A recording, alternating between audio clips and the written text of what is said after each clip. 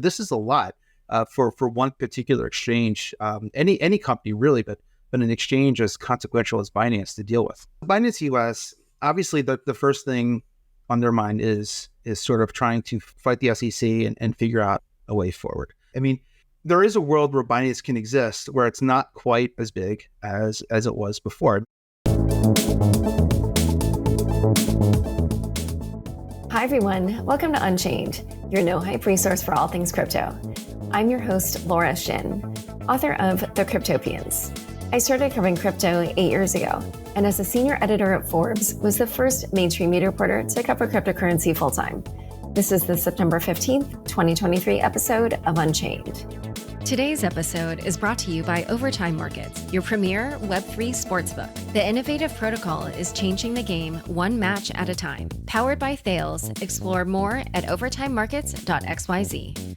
Arbitrum's leading Layer 2 scaling solution offers you ultra-cheap and lightning-fast transactions, all with security rooted on Ethereum. Visit arbitrum.io today. Toku makes implementing global token compensation and incentive awards simple. With Toku, you get unmatched legal and tax tech support to grant and administer your global team's tokens. Make it simple today with Toku. With the Crypto.com app, you can buy, trade, and spend crypto in one place. Download and get $25 with the code LAURA. Link in the description. Today's guest is Stephen Ehrlich, editor of Forbes Crypto Asset and Blockchain Advisor and director of research at Forbes Crypto. Welcome, Stephen. Thanks, Laura. Thanks for having me. Just a heads up, everyone. I have a sore throat in case you can't tell, so you might hear a slightly scratchier voice from me today. There have been a number of news events related to Binance over the last several months, to the point where there are now a number of questions swirling around the exchange and its future about potential regulatory and possibly even criminal actions against the exchange and its founders. And then, of course, what all of this could mean for the crypto industry if the exchange that has been the biggest crypto exchange for the last 6 years either falls or at the very least loses its top spot. So Stephen, can you start by giving us kind of the main events or highlights of what has been happening with Binance over the last several months, including, another big, event this week that have brought Binance to really what feels like an existential point in its story? Sure. How much time do you have? Because it could take, I think this is just a 30-minute show. But no, in crypto, we kind of feel like every day is a week, every week is a year, every year is a decade. And for Binance, there's been no shortage of big news. When FTX collapsed in November and sort of left CZ as like the big 800-pound gorilla that really was kind of lording over all of crypto, there were a lot of thoughts that, hey, maybe this is Binance's moment. It was already the biggest exchange in the world by a large margin, and it just became so much bigger and even more systemically significant. It's been a very difficult year for Binance. Just beginning with the fact that in the 60 days post-collapse of FTX, more than $12 billion worth of customer deposits left the exchange. A colleague of mine, our terrific director of data and analytics, Javier Paz, put together a report just talking about these massive investor outflows that Binance has really worked to try to stem ever since. Then the hits kind of kept coming. I believe it was in February that the New York Department of Financial Services forced Paxos, which was the issuer of Binance's stablecoin, BUSD, which at one point, I believe, reached over $20 billion in market cap and was seen as a legitimate competitor to Circle's USDC and the biggest stablecoin of all, Tether, which has a market cap of, I think, $84 billion or so. But DFS forced them to shut it down. I believe that order was also issued concurrently with something that came out of the SEC as well. And that was a really big hit for Binance. It might not have been quite as flashy as the suits from the CFTC and SEC that came in later, but if you're just talking about dollar terms and financial impact, it was massive because Binance was really trying to make BUSD the biggest stablecoin in the world. They had incentives to encourage trading with BUSD, and in particular, think about what people do. And obviously, Laura, you know this, and many people in your audience do as well. when you have $20 billion or $40 billion or $80 billion in cash, you can invest it in treasuries or money markets that are paying 5% annual returns. And that's, that's an incredible amount of money that you can make virtually risk-free, especially in a market like today where trading volumes are dwindling, reserves are dwindling. It's a really nice way to sort of supplement assets. So that's one thing that happened. In March, the CFTC sued Binance for a suite of charges. A lot of it stemmed from the CFTC's allegations that Binance was operating as an FCM, a futures commodity merchant, basically saying that they're offering like options and futures contracts at various digital assets without registering with the agency, which is required to do in the United States. And then in particular, and this much like the SEC's suit, which came out in June, they both talked about efforts Binance went to not only like let U.S. customers participate on the exchange, but actually help them find ways to get around geo-blocking activities that they put in to make sure that the best customers could still trade on the exchange. So there's the CFTC lawsuit in March. There is the SEC lawsuit that came in June. There are rumors that the DOJ is investigating Binance and they would bring criminal charges. CFTC and SEC are sort of civil endeavors, which would kind of lead to fines and maybe bars from trading in certain activities. But obviously DOJ could bring criminal penalties if they bring such charges and are able to get CZ into custody. And then, I mean, there's other aspects too as well. I mean, Binance has been losing payment and banking partners around the world. Binance US in June had to become a crypto-only exchange because they lost their banking partners in the US, so they couldn't handle US dollars anymore. They lost their auditor in January. And then on top of that too, just a wave of executive departures going from the C-suite to country managers. So this is a lot for one particular exchange, any company really, but an exchange as consequential as Binance to deal with. It's really been just an onslaught of bad news after bad news. I mean, there's been a few glimmers of, like new product initiatives and things like that. But, a few other stats I want to throw in there are that spot volumes, like in terms of its market share, it had about 60% of all crypto exchange volume market share at the beginning of the year. Now, for the last few months, it's been at 45%. And, they laid off 1,000 people, and then actually let's also now mention the executive departure this week that was at Binance US. Tell us about that. Right. So Binance, as you rightfully said, has been losing market share. They remain the largest crypto exchange in the world, but they are losing market share in this dwindling market. I actually believe the latest numbers that came out from CC data put Binance's spot market share at least at around 38%. Oh, wow. And if you're just looking at their spot volumes, I mean, they were comfortably still above $20 billion daily, even in the beginning of the year. Now it's down to about $5 billion. At the peak 2021, it was over 60 billion. So, I mean, just think about exchanges make money by taking small cuts of every exchange. And if your volume goes down 80% or whatever, I mean, that's money that you're no longer getting. And obviously that's very consequential.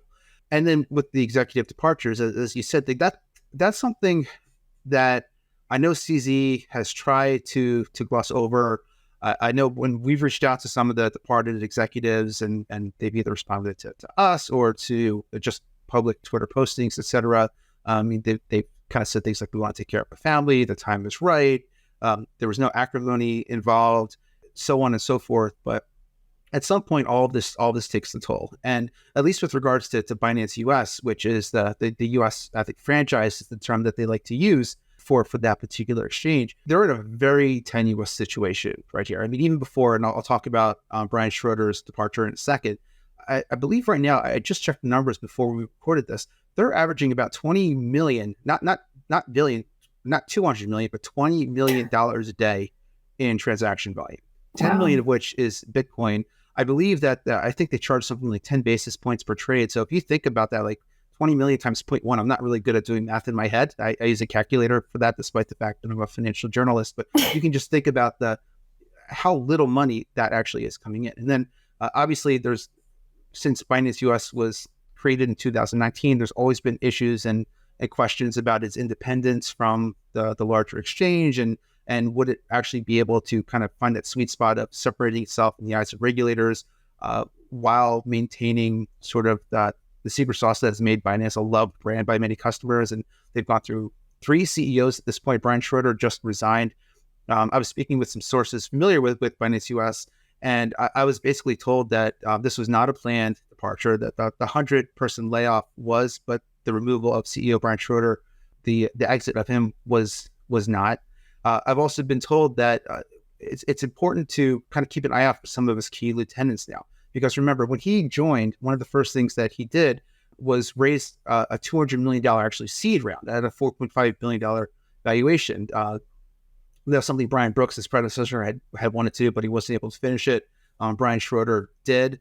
And then for part of that kind of saw Binance US as a growth company, he brought in some key lieutenants, chief legal officers, chief risk officers, and I think that now that Binance US is kind of moving away from obviously growth like any exchange to sort of conservation, it's important to look at some people you brought in and they may be looking to leave. And actually, one of the sources I was just speaking with told me that their chief risk officer, Siddhi Majala, and I want to look at my notes to make sure I don't get the names wrong, and head of legal, Krishna Juveldi, have actually emails that have been sent to them by some of the other rank and file have started to bounce back. So I don't know if that necessarily means that they may have already left, but it's certainly, I think it's important to, now that Brian is gone, see if some of those people that he brought in after he raised this big round with a lot of high expectations, if they are going to follow suit. In a moment, we're going to talk about some of the potential regulatory or potentially even criminal actions against Binance and its executives. But first, a quick word from the sponsors who make this show possible. Toku makes managing global token compensation and incentive awards simple. Are you designing your token compensation plan and grant templates with multiple law firms? Are you managing cliffs, vesting, and taxable events in a spreadsheet? Are you distributing tokens to your team manually? With Toku, you get unmatched legal and tax tech support to grant and administer your global team's tokens. Easy-to-use token grant award templates, vesting tracking via online dashboard, tax withholding integration with payroll, automated distributions, great employee experience. Make it simple with Toku. Learn more at toku.com/unchained. Arbitrum stands at the forefront of innovation as the premier suite of Layer 2 scaling solutions, bringing you lightning-fast transactions at a fraction of the cost, all with security rooted on Ethereum. From DeFi to gaming, Arbitrum One plus Nova is home to over 500 projects. And with the recent launch of Orbit, Arbitrum welcomes you to build your very own tailor-made Layer 3, or an Orbit chain. Propel your project and community forward by visiting arbitrum.io today. Overtime Markets is your premier Web3 sportsbook. Overtime is an industry-leading Web3 protocol where users can immerse themselves in the thrilling world of sports. Leveraging the benefits of decentralization and blockchain technology, Overtime leads the charge in innovation, all the while offering fans juicy token rewards for sports events. Overtime supports over 40 leagues and utilizes advanced smart contracts to ensure a seamless user experience. Discover the future of sports trading at overtimemarkets.xyz. Back to my conversation with Stephen. So as we discussed earlier in the show, there's this lawsuit by the CFTC against Binance and its executives, and that document laying that out, it had some pretty, what's the word? I guess shocking, details of chats amongst the executives, appear to be turning a blind eye to money laundering and things like that.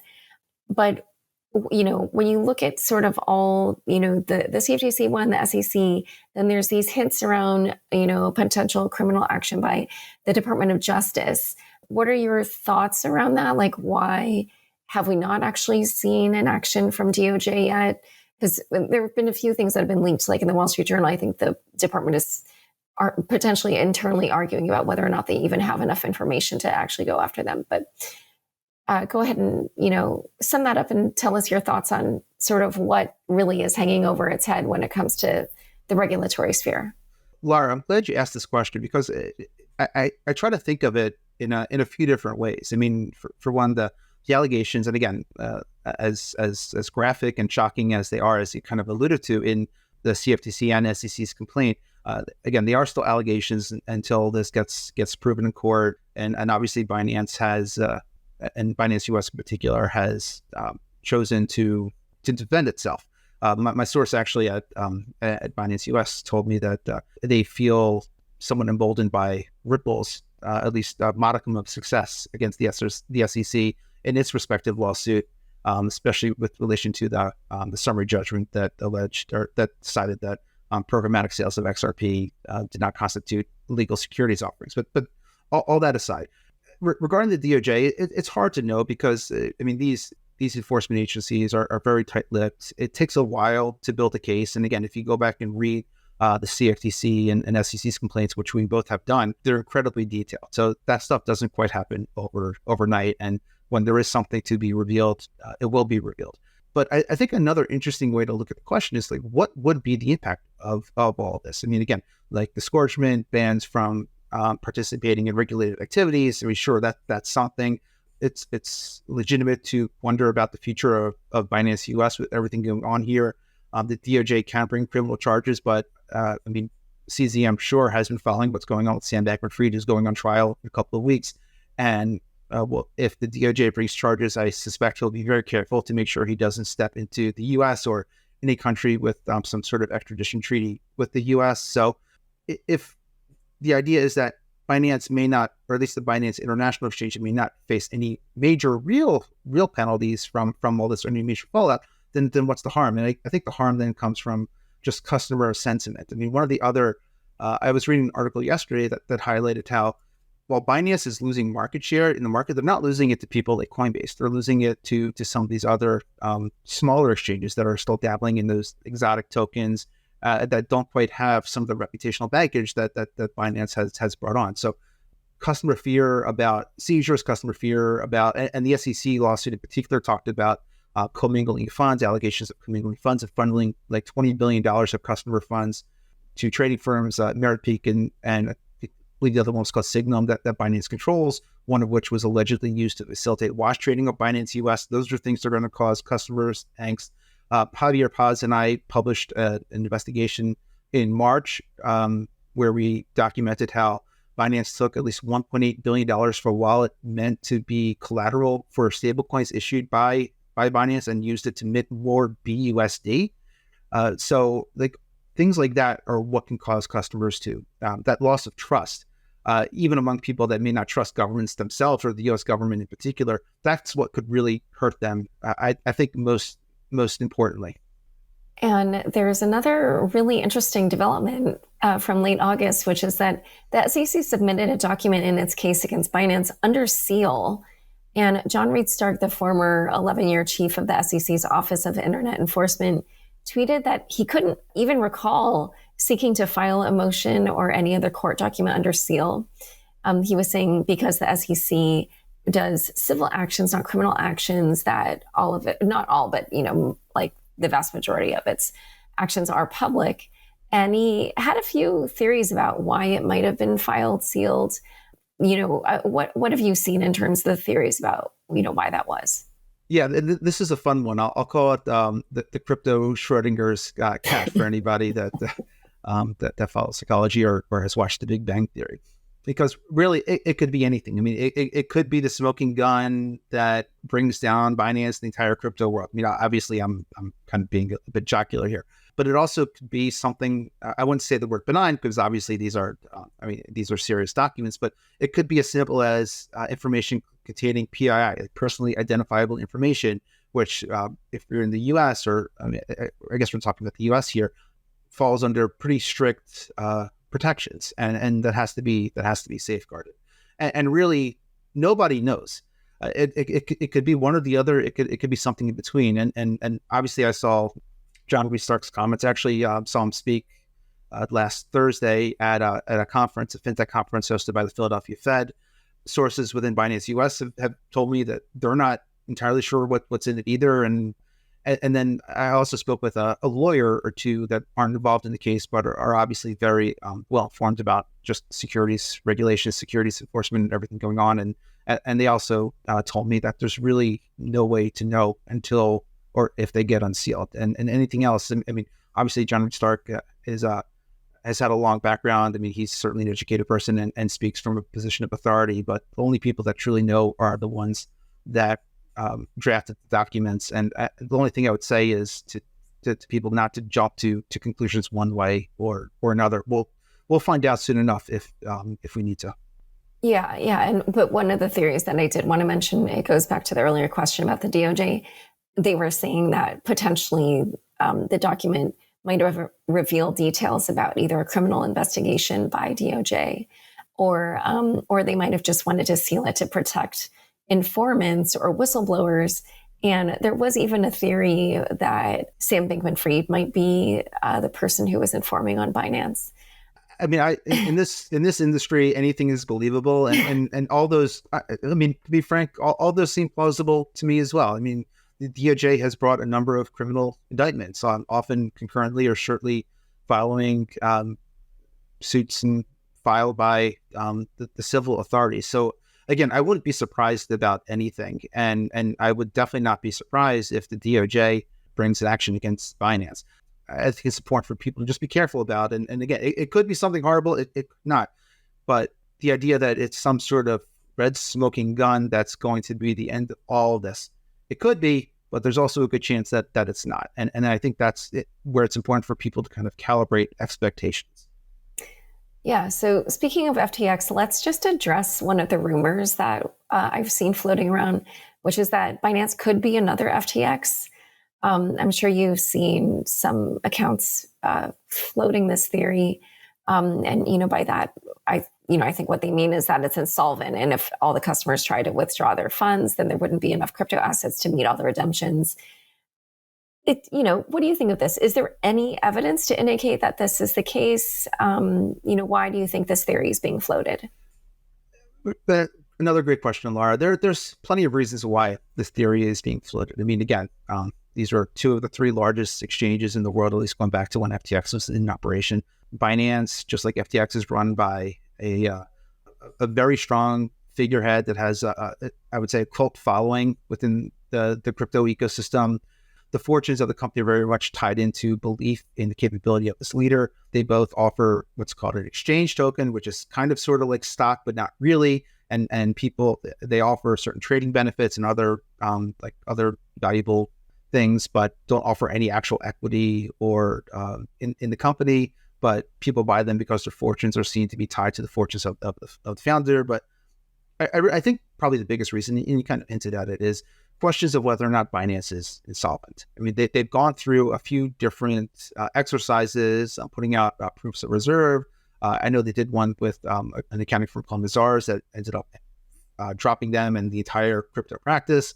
I believe they now publish a proof of reserves on their own website, which is good. But I mean, as you know, and I'm sure plenty of people listening know too, a proof of reserve is not even close to an audit. An audit will look at flows in and out over time. It'll look at liabilities to make sure that assets are not encumbered elsewhere, and it just goes into a lot more. Proof of reserve, sometimes I call it like staging a house. Like if you know when it's going to be, you can bring in funds to make sure you match it, and then you could say, well, if you do a proof of reserve every 2 days, maybe then it's harder to fake it. But a proof of reserve, the point I'm trying to make is not an audit. And one of the ways I think some people tried to say back months ago is that Binance is not FTX is because Binance did not have an equivalent of Alameda. Alameda was the sister trading fund of FTX, founded by Sam Bankman-Fried. There were always questions about how close the two companies actually were. Sam said that they were independent, but he was still the majority owner of Alameda. And obviously, those two companies were much more closely entwined than anyone had probably ever thought. And at least Binance didn't have that. But then again, like we found evidence. I mean, we published it in March, Javier and I, about how they were sort of misappropriating, if that's the right term, tokens from wallets that were supposed to be used as collateral to mint more BUSD. And this was collateral for USDC, which meant that if all the outstanding, I think it was $1.8 million worth of USDC held by Binance users tried to go and redeem it, they would not be able to meet those redemptions, at least without bringing in other funds. That's a concern. The SEC allegations about customer funds moving into other entities controlled by Binance that are not really disclosed, that's also a cause for concern. And one other thing I'd like to mention too, when we were writing that report in March, we interviewed their then Chief Strategy Officer, Patrick Hillman, who's one of the executives that resigned, I guess it was about a month or two ago.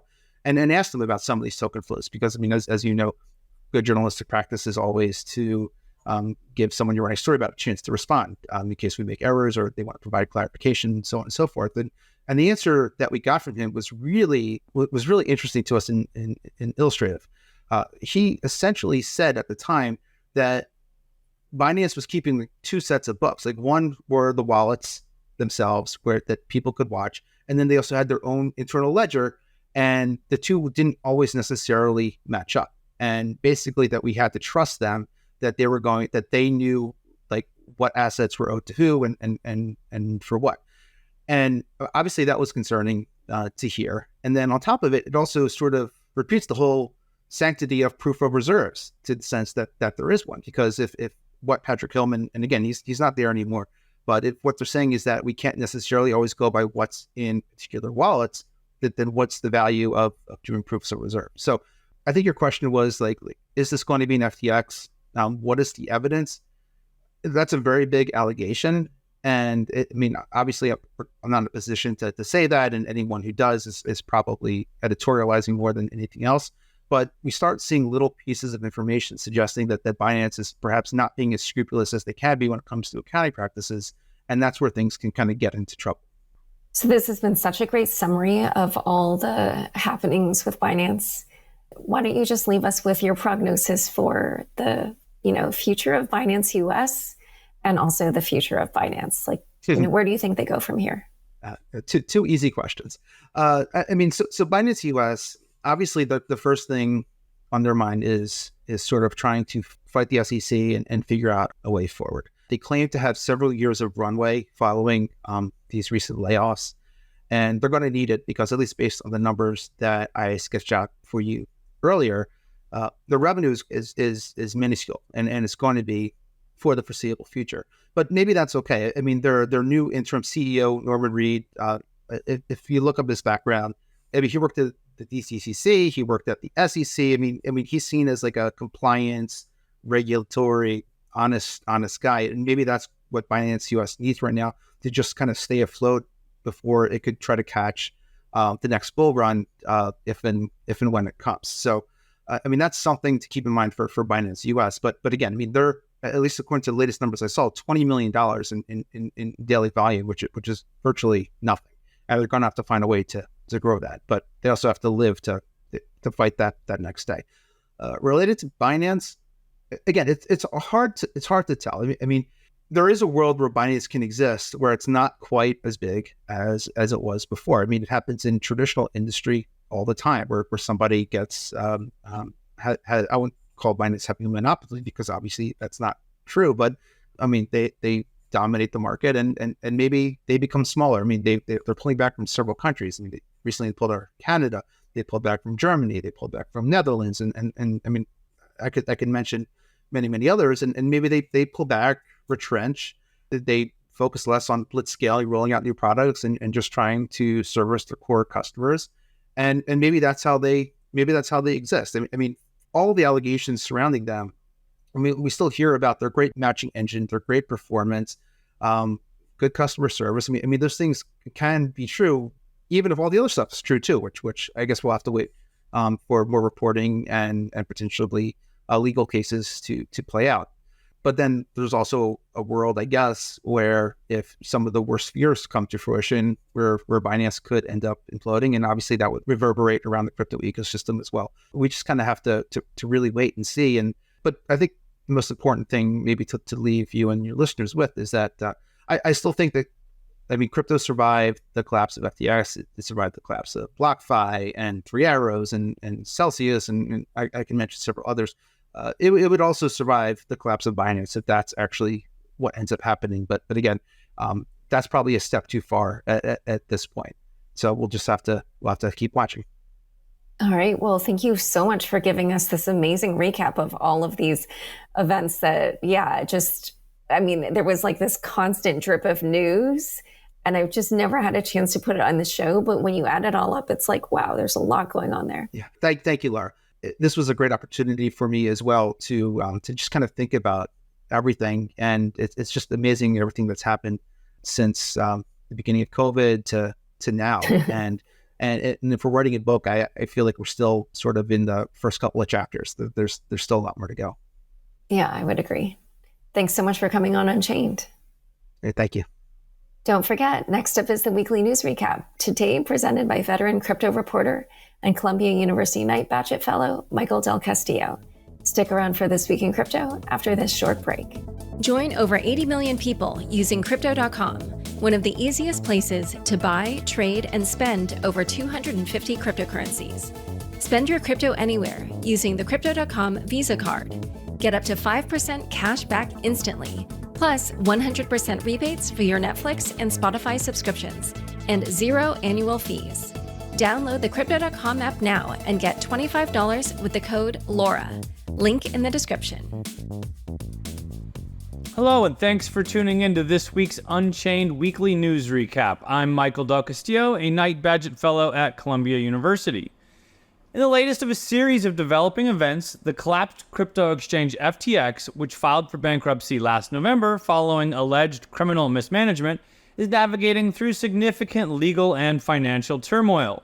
The exchange received approval from U.S. bankruptcy judge John Dorsey in the District of Delaware to sell $3.4 billion in crypto assets, including substantial holdings in Bitcoin, Ethereum, and Solana, to repay creditors and recover from a $7 billion deficit.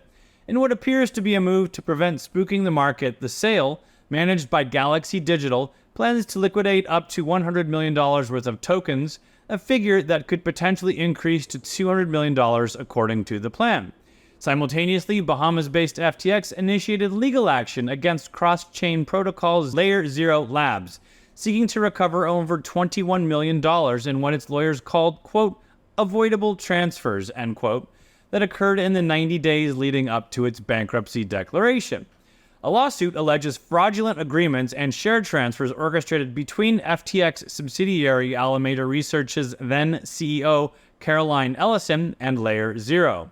The exchange accuses Layer 0, its former chief operating officer Robert Leeton and others, from attempting to circumvent Chapter 11 regulations and transfer substantial amounts of various tokens from Alameda to Layer 0's control. Also this week, a court filing covered by The Block disclosed FTX's substantial marketing and sponsorship payments to notable figures and organizations, including none other than NBA Hall of Famer Shaquille O'Neal, Major League Baseball Hall of Famer David Ortiz, tennis star Naomi Osaka, and NFL quarterback Trevor Lawrence, among others. As a monumental trial of former FTX CEO Sam Bankman-Fried rapidly approaches, his defense submitted a series of probing questions to the U.S. District Court for the Southern District of New York, seeking to gauge jurors' opinions on cryptocurrency, their body language, and perhaps in a hat tip to Bankman-Fried's advocacy for the concept of selecting funding recipients based on data, so-called effective altruism. Meanwhile, Bankman-Fried's defense alleged inaccuracies in the Department of Justice's claims regarding their client's laptop access during his incarceration. The legal team emphasized that he had poor internet access connection during the time period he was allowed to use a laptop, hindering his ability to prepare adequately for the trial. This comes amid accusations by the DOJ of witness tampering that have seen Bankman-Fried denied bail, with Judge Lewis Kaplan noting that the time pressure the defendant claims is, quote, largely of his own making, end quote. That's a particularly harsh stance, since Bankman-Fried faces myriad charges, including fraud, with potential imprisonment exceeding 100 years, and is slated to stand trial in less than a month on October 3. As for Bankman-Fried, his defense team accused the DOJ of attempting to obstruct a fair trial by seeking to exclude proposed expert witnesses. The U.S. Securities and Exchange Commission has clamped down on the Stoner Cats NFT project, promoted by notable figures including Mila Kunis and her famous husband Ashton Kutcher. The project, which raised $8 million through the sale of 10,000 NFTs to finance an animated series, has been charged with offering unregistered securities. Gerber Grewal, the director of the SEC's Division of Enforcement, emphasized that the economic reality of an offering, not its label, determines its classification as a security. Orchestrated by Stoner Cats 2 LLC, The project utilized a potent marketing strategy, highlighting the creator's Hollywood credentials and potential high resale values. It worked, to put it mildly, with the collection selling out in just 35 minutes and accumulating over $20 million in secondary sales. Despite not admitting to any wrongdoing, SC2 has consented to a cease and desist order and agreed to pay a $1 million penalty, according to the SEC statement, which did not name the founders. Furthermore, the company pledged to establish a fund to reimburse impacted investors and to burn all StonerCat NFTs in its possession, according to the statement. Crypto lawyer Mike Selig wrote in a social media post, quote, "The SEC is looking for PFP offerings as akin to 2017 vintage ICOs. Same marketing mistakes can be deadly," end quote.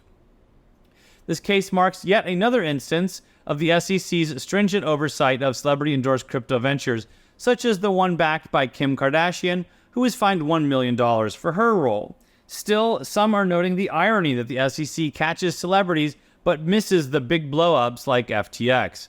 Masari founder and my former boss at CoinDesk, Ryan Selkis, wrote on social media, quote, "Your tax dollars at work," end quote. Connecticut-based digital currency group, otherwise known as DCG, the parent company behind the beleaguered lender Genesis Global, has put forth a proposal that could see users of Tyler and Cameron Winklevoss's Gemini Earn program reclaiming between 95% and 110% of their assets. Whatever the amount ends up being, this initiative, filed on Wednesday, promises a significant recovery rate. The recovery strategy, however, hinges on the sale of 30 million shares of the Grayscale Bitcoin Trust, valued at approximately $670 million, pledged as collateral by Genesis to Gemini. Gemini previously said it would help make its users whole up to $100 million if they weren't paid out in their entirety. The proposal comes amid a backdrop of legal disputes and regulatory scrutiny, with both Genesis and Gemini facing accusations from the SEC of selling unregistered securities. Despite the ongoing challenges, this proposal, pending approval, does in fact offer a glimmer of hope to affected investors. In the latest developments surrounding the beleaguered Celsius network, former CEO Alex Mashinsky is embroiled in a series of legal battles. Following the freezing of his assets, including multiple bank accounts and a home, as ordered by the U.S. Department of Justice, Mashinsky is now fighting back against a lawsuit filed by the Federal Trade Commission. In a motion to dismiss the lawsuit filed on Tuesday, Mashinsky's legal team argued that the FTC has failed to substantiate any violations of laws or rules by him, emphasizing that the commission is not entitled to monetary relief. Interesting to see how that one plays out. This move comes after Mashinsky faced severe charges, including securities fraud and wire fraud, leading to his arrest in July.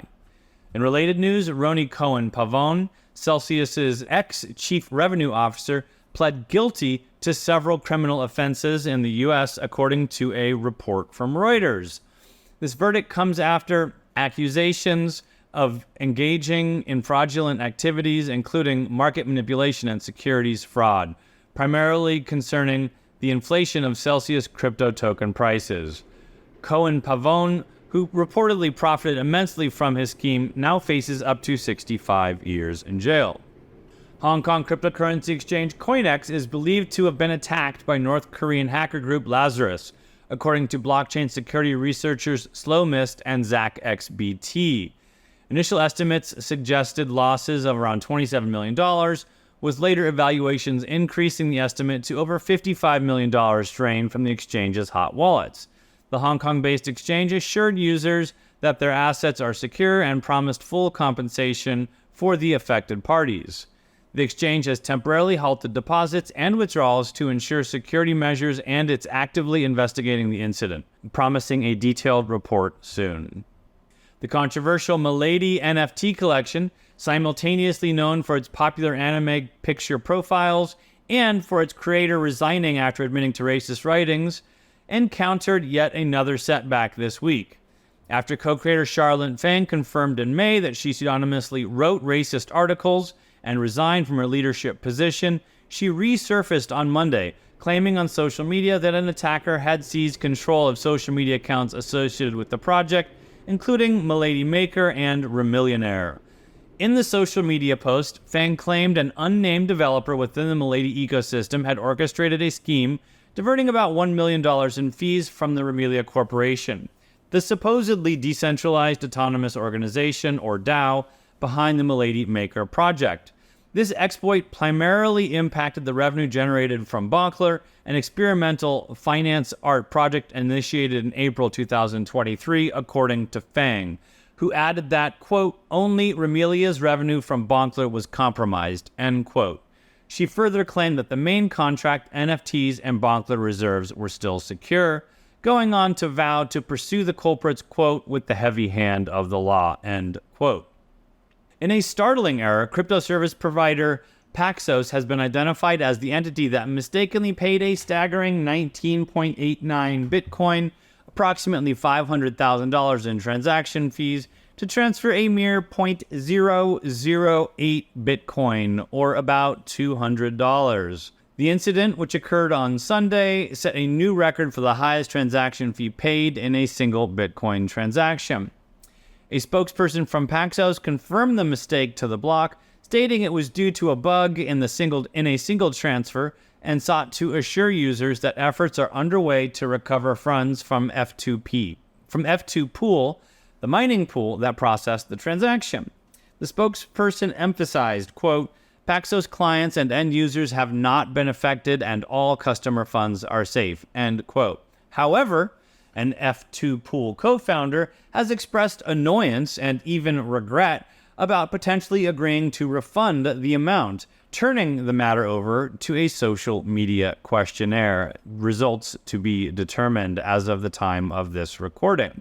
For those of you looking for a funny way to end your week, the founder of crypto exchange Thodex was sentenced to over 11,000 years in prison. Not that that's a laughing matter, but take a listen to what stand-up comedian Ginny Hogan has to say about the matter. Thodex was one of Turkey's largest crypto exchanges until it went offline in 2021, and its CEO, Faruk Fatih Ozer, went missing. About a year later, he was arrested in Albania, meaning that Andrew Tate is no longer Albania's most recent celebrity stowaway. Truly, though, Albania feels like the wet version of Burning Man. After that, Ozer was extradited to Turkey, where just this week he was sentenced to 11,000 years in prison. 11,000 is enormous. That's like the number of women SBF has slept with, times 11,000. He also faces a fine of $5 million, so I guess once he gets out of prison in 11,000 years, he's gonna have to get a job. Before this, Ozer was already in jail for failure to submit his tax documents. I had no idea you could go to jail for that. In America, that just means you have to serve as an elected official. His two siblings have also been sentenced to jail, which I think is very good. This way his parents can never be like, ugh,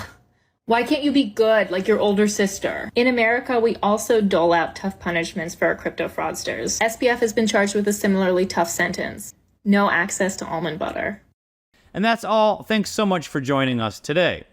Unchained knows it's very hard to keep up with the latest news in the crypto ecosystem. That's why they have a daily and weekly newsletter to get you covered. Sign up for free and receive the latest insights right in your inbox, Monday through Friday. Check out the show notes and subscribe to their Substack today. Unchained is produced by Laura Shin with help from Kevin Fuchs, Matt Pilchard, Juan Aronovich, Megan Gavis, Ginny Hogan, Shashank, and Margaret Curia. This weekly recap was written by Juan Aronovich and edited by myself, Michael Del Castillo. Thanks so much for listening. Looking forward to chatting with you next week. Unchained is now a part of the CoinDesk Podcast Network. For the latest in digital assets, check out Markets Daily, 7 days a week, with new host Noel Atchison. Follow the CoinDesk Podcast Network for some of the best shows in crypto.